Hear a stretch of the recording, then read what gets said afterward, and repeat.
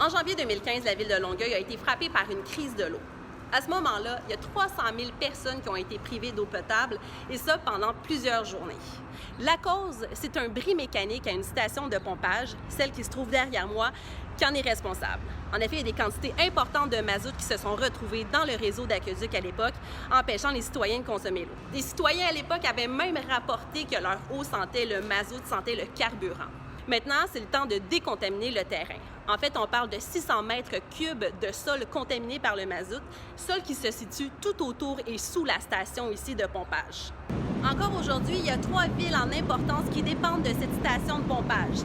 La ville de Longueuil, la ville de Boucherville et Saint-Bruno-de-Montarville. Le ministre de l'Environnement, Benoît Charette, a annoncé qu'il allait aider la ville de Longueuil à payer les coûts de la décontamination des sols. On parle d'un montant de 800 000 $ sur une facture de 1,3 million de dollars. La problématique, elle n'est pas propre à Longueuil. À la grandeur du Québec, il y a beaucoup de terrains qui sont contaminés, souvent dans des milieux très urbains, des terrains qui pourraient profiter à la population, mais qui ne le sont pas actuellement. C'est la raison pour laquelle, lors du dernier budget, on a consacré une somme jamais vue. D'ailleurs, ça a été salué là, de plusieurs groupes. 3 ministres de la CAQ qui se sont déplacés pour faire cette annonce importante pour la ville de Longueuil. Est-ce que c'est une façon pour le gouvernement Legault de montrer son intérêt de plus en plus grand pour la cause environnementale? Énormément, et ce n'est qu'un début. L'avenir nous le dira. Ici Geneviève Paradis pour tvanouvelles.ca.